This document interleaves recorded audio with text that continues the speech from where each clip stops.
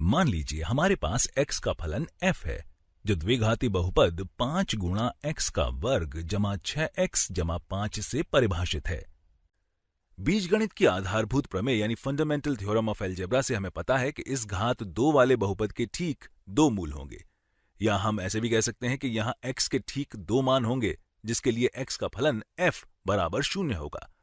तो मैं चाहता हूं कि आप यहां वीडियो को रोकें और ये निकालने की कोशिश करें कि x के वे 2 मान क्या हैं। x के इन मानों को निकालने के लिए हम इस व्यंजक को 0 के बराबर रखेंगे। चलिए अब इस समीकरण को हल करने की कोशिश करते हैं। 5 गुणा x का वर्ग जमा 6x जमा 5 बराबर 0। इस समीकरण को हल करने का कोई स्पष्ट तरीका नहीं है, इसलिए हम यहां द्विघात सूत्र क्वाड्रेटिक फॉर्मूला का प्रयोग करेंगे। हम जानते हैं कि x इस समीकरण का एक हल है और द्विघात सूत्र हमें बताता है कि x बराबर, हम इसे अलग रंग से लिखेंगे, ऋणात्मक b, यहां b है तो ऋणात्मक b मतलब ऋणात्मक 6 जमा या घटा वर्गमूल में b का वर्ग घटा 4 गुणा a गुणा c इस पूरे के बटे में 2 गुणा a है। चलिए अब इसको सरल करते हैं। तो ये बराबर ऋणात्मक 6, हम इसे उसी रंग से लिखते हैं जिससे हमने पहले लिखा है। तो ऋणात्मक 6 जमा या घटा वर्गमूल में अब ये किसके बराबर होगा? 36 घटा 100 मतलब ऋणात्मक 64 और इस पूरे के बटे में 2 गुणा 5 मतलब 10 है। अब ये बहुत रोचक है क्योंकि हम इस ऋणात्मक संख्या का वर्गमूल निकालने की कोशिश कर रहे हैं, या इसको हम इस तरह भी समझ सकते हैं कि b का वर्ग घटा 4 गुणा a गुणा c 0 से छोटा है।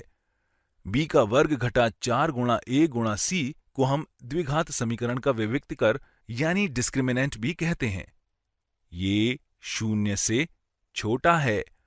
अगर ये 0 से छोटा है तो इसका मतलब हम द्विघात सूत्र के इस भाग में एक ऋणात्मक संख्या का वर्गमूल निकालने की कोशिश कर रहे हैं। तो ये एक ऋणात्मक संख्या होगी, इसलिए इसे हल करने पर हमें एक काल्पनिक संख्या यानी इमेजिनरी नंबर प्राप्त होगा। इसलिए हमें यहां से 2 वास्तविक मूल नहीं बल्कि 2 सम्मिश्र मूल मिलेंगे। तो ये बराबर ऋणात्मक 6 जमा या घटा 8 आयोटा होगा, क्योंकि यहां ऋणात्मक 64 का वर्गमूल 8 आयोटा होगा। अगर हम इस प्रधान वर्गमूल फलन यानी प्रिंसिपल स्क्वायर रूट फंक्शन को काल्पनिक संख्याओं या सम्मिश्र संख्याओं तक बढ़ाते हैं और इस पूरे के बटे में 10 लेते हैं, या फिर हम कह सकते हैं कि x बराबर, तो क्या हम यहां ग्रेटेस्ट कॉमन डिवाइजर निकाल सकते हैं? अगर हम इसे सरल करें तो ये सभी 2 से विभाज्य हैं, इसलिए ये ऋणात्मक 3 बटा 5 जमा या घटा 4 बटा 5 आयोटा होगा। और इसके 2 काल्पनिक मूलों को हम इस तरह भी लिख सकते हैं। तो इसका एक मूल x बराबर ऋणात्मक 3 बटा 5 जमा 4 बटा 5 आयोटा होगा और दूसरा मूल x बराबर ऋणात्मक 3 बटा 5 घटा 4 बटा 5 आयोटा होगा। ध्यान दीजिए, हमने यहां बीजगणित की आधारभूत प्रमेय को संतुष्ट कर दिया है और अब हमारे पास 2 काल्पनिक मूल हैं। बीजगणित की आधारभूत प्रमेय कहती है कि अगर हमारे पास घात n का बहुपद है तो हमें n सम्मिश्र मूल प्राप्त होंगे। वे मूल वास्तविक हो सकते हैं या काल्पनिक भी हो सकते हैं, जिसे हम यहां देख सकते हैं। हम ये भी देख सकते हैं कि ये दोनों मूल संयुग्मी मतलब कॉन्जुगेट्स हैं। द्विघात सूत्र में एक स्थिति बनती है जब अंत में ये 0 से छोटा होता है, तब इसका वर्गमूल लेने पर हमें एक काल्पनिक संख्या मिलती है और हम देखते हैं कि ये संयुग्मी कहां मिलते हैं। चलिए अब आलेखीय विधि से सत्यापित करते हैं कि इसके कोई वास्तविक मूल नहीं है। चलिए कैलकुलेटर निकालते हैं और पहले इसे आलेख मोड में लाते हैं। चलिए पहले समझ लेते हैं कि हम क्या कर रहे हैं। तो यहां पर y1 बराबर 5 गुणा x का वर्ग जमा 6x जमा 5 है और अब हम इसकी एक उचित सीमा निर्धारित करते हैं।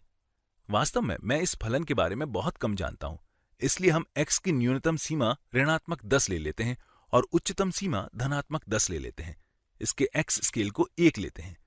वास्तव में यहां पर यह बहुत तेजी से बढ़ेगा, इसलिए मान लीजिए y की उच्चतम सीमा 100 है और यहां y स्केल 10 है।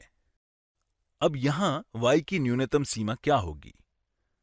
हमें यहां ध्यान रखना है कि ये x अक्ष बाहर न जाए, इसलिए इसे ऋणात्मक 20 ले लेते हैं। चलिए अब इसे आलेखित करते हैं।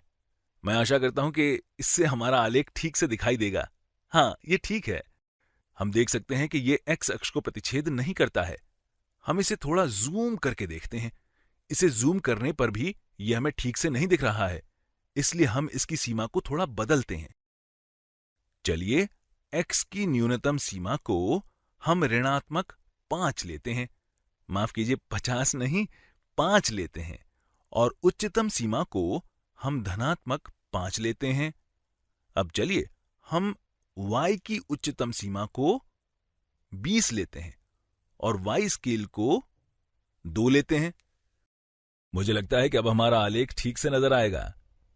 हां, अब हम देख सकते हैं कि ये x अक्ष को नहीं काटता है, इसलिए इसके कोई वास्तविक मूल नहीं है, लेकिन इसके 2 सम्मिश्र मूल हैं।